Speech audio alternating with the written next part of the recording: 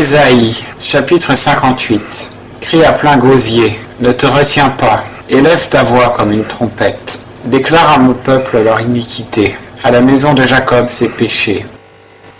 Car jour après jour, ils me cherchent et ils veulent connaître mes voies, comme une nation qui aurait pratiqué la justice et n'aurait pas abandonné la loi de son Dieu. Ils me demandent des jugements justes, ils veulent s'approcher de Dieu. Pourquoi avons-nous jeûné sans que tu y prises garde, et affligé nos âmes sans que tu le connusses? Voici, dans votre jour de jeûne, vous faites votre volonté et vous traitez durement tous vos mercenaires. Voici, vous jeûnez pour quereller et disputer, pour frapper du poing méchamment. Vous ne jeûnez pas comme le veut ce jour, pour que votre voix soit entendue en haut.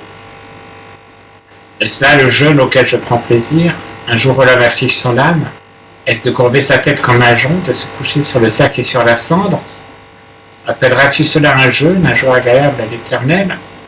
N'est-ce pas plutôt ici le jeûne auquel je prends plaisir, qu'on dénoue les liens de la méchanceté, qu'on délie les courroies du joug, qu'on renvoie libres les opprimés, et que tout joug soit brisé? N'est-ce pas que tu partages ton pain avec l'affamé, que tu fasses entrer dans ta maison les malheureux errants, que tu revêtes ce que tu vois nu et ne te détournes pas de ton semblable? Alors ta lumière poindra comme l'aurore et ta guérison se montrera promptement.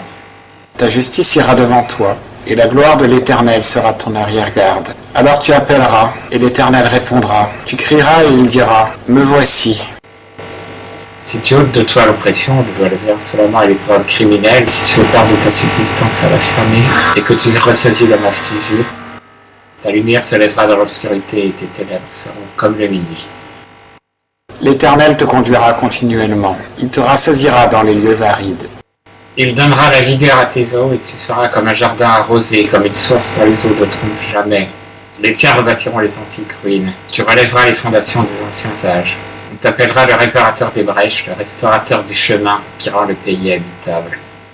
Si tu retiens ton pied au jour du sabbat, pour ne pas faire ta volonté dans mon saint jour, si tu appelles le sabbat tes délices et honorables, ce qui est consacré à l'Éternel, si tu l'honores plutôt que de suivre tes voies, de faire ta volonté et de dire des paroles vaines, alors tu trouveras des délices en l'Éternel.